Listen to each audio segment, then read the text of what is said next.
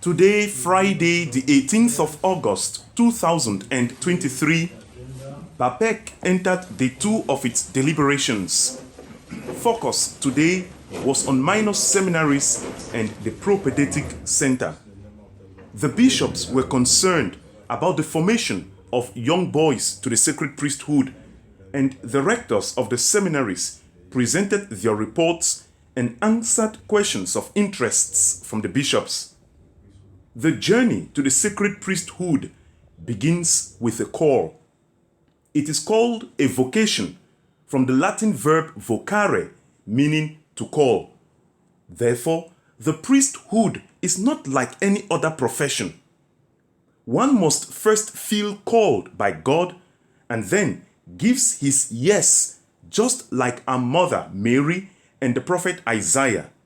Here I am the handmaid of the Lord, send me, I come to do your will. Then the journey to the sacred priesthood begins in the minor seminary that serves as a nursery for this vocation, just as Eli the priest journeyed with young Samuel. So too the formators journey with the young seminarian, helping him to discern God's call for him. There are 2 minor seminaries in the ecclesiastical province of Bamenda: Bishop Rogan Minor Seminary in Small Sopo in the Diocese of Boya, and St. Aloysius Minor Seminary in Kitiwum in the Diocese of Kumbo. After 7 years of regular studies, though with a touch of seminary formation, the candidates after advanced level proceed to the St. John Mary Vianney Spiritual Center in Bafut. The minor seminaries are therefore to feed the major seminaries with candidates.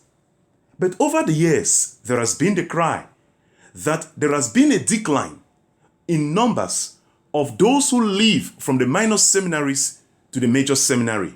Therefore, the question stands: is there need for minor seminaries if they do not feed the major seminaries? This has been the mind-troubling question. However, the bishops expressed great satisfaction that the seminaries even do exist and that there are vocations, for it is the Lord who sends laborers into his harvest. Therefore, they need to pray that the Lord of the harvest may send laborers into his harvest. There is also the worry of the genuineness of these candidates who get into the minor seminaries. Are they truly called by God, or do they just want good education? This is something, therefore, that also touches on the parents of these candidates who send their children to the minor seminaries and coach them, not necessarily because they feel called by God to become priests, but because they want good education. There is the clash, therefore, of those who are genuinely called and those who came into the minor seminaries just for good education. How do the formators go about helping the young boys to discern their vocation? Quite an arduous task, I guess you understand. Let us take a listen, therefore, to the different rectors and see how they struggle with these mind-troubling questions. Reporting for Radio Evangelium, Diocese of Kumba, I am Father Blessed Amban Njume.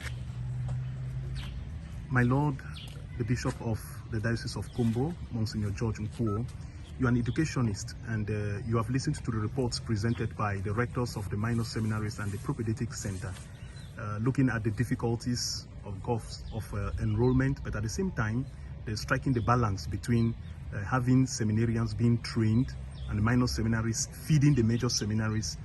What is your take as bishops looking at this problem? One thing is that we are very grateful to notice that our seminaries are still very much alive, and we have succeeded to keep them afloat during this time of crisis. And we are grateful to God that at the moment we still have a good quality of candidates, well-trained, well-formed, who have had time to discern their vocations, journey along with their staff. And we are very happy and very grateful for first of all, the numbers that we have received, and for the quality of work that's going on in our minor seminaries, Bishop Rogan College and Sam's Kitiwum. And very impressed, and we can only say that in spite of the crisis, our houses of formation, especially there, they're doing a great job, and we're very confident that the future is bright. Yes. Thank you. This is the Board of Governors meeting where we give the reports of the seminaries. We just read the report of Bishop Rogan and the report of St. Aloysius. We are still deliberating on those reports.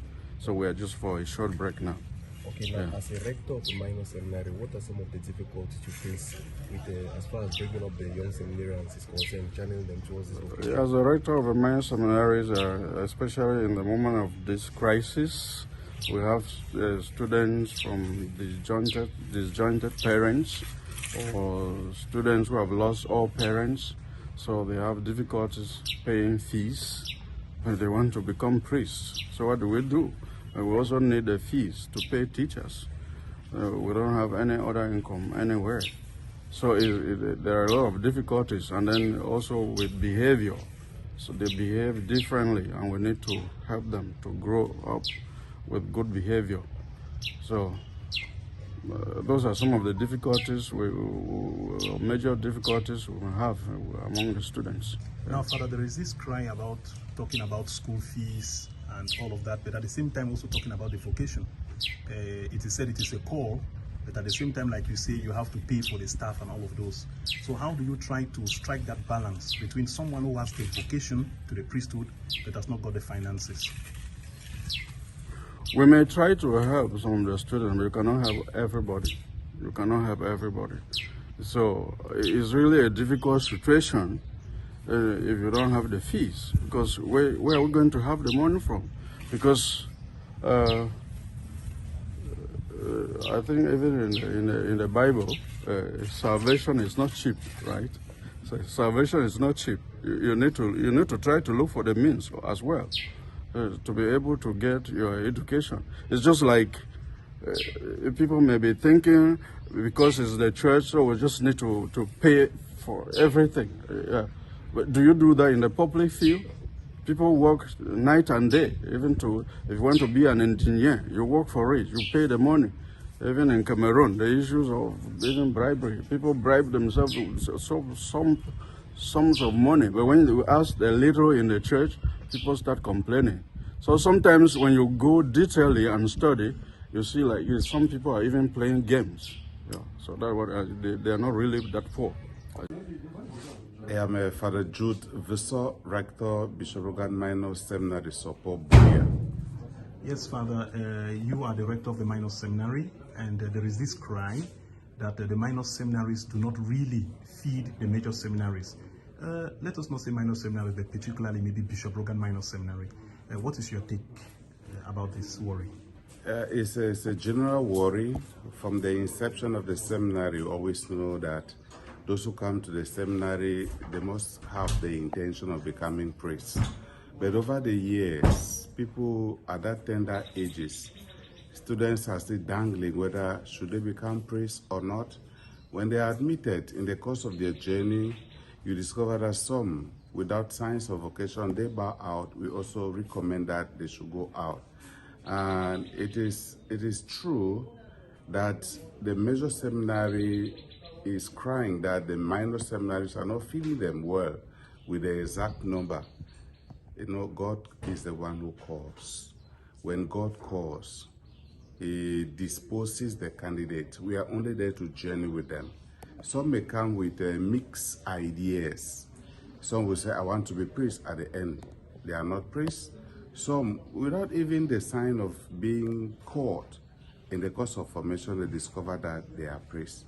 The only thing is that Bishop Rogan now stands as a situation where its name has gone beyond, and so people take it like any other Catholic school, but it's not like any other Catholic school, and that is a misconception parents have, and they keep bringing children that they should study in the minor seminary. We get situations like this, it's difficult to journey with the parents, journey with the students, and that is why we get this drop of candidates applying to the major seminary. And some say that maybe because we are focusing more on the enrollment and the school fees that they have to pay. And there are some who can pay the school fees but who do not have the vocation, and others who have the vocation but do not have the fees. So where do you strike a balance? Definitely, those who don't have the means to study in the seminary, when they come in or before they leave the parish, that is why the parish priest and the priests, they also have their own contribution to make. From that level, they can also seek for a sponsor to help some of these candidates. And actually, some parish priests and priests have been doing that to aid in this situation. There are those who have the money, they come but without vocation. Those are people that, from the initial point of view, no matter all the conditions that they fulfill, for us to give them admission, when they come, they pay the money, but in the course of that, we discover that they are not apt or qualified to be in the seminar. We recommend them a different institution. So always strike that balance in such a way that we appeal for donors from the parish, and they are people of good. I'm Reverend Father Eugene Galim Rangzi. I'm a priest for the Diocese of Manfi, currently director of the Propedeutic Center at Bapec, and currently here to attend the Board of Governors for the Propedeutic Center. Father, you are the one, in fact, we can say you are the middle ground, taking the minor seminarians who want to begin formation and then sending them over to the major seminary. What is that difficulty, you may say, that transitional period that they have, and you being in charge of them? Actually, the center is known as the Spiritual Formation Center, where we prepare seminarians and equip them to, according to the standard of the major seminary. The difficulties we have is the fact that seminarians come in from different cultures and with the secondary school mentality, which we find it difficult to shape them, to reshape them, to take the seminary, the major seminary standard.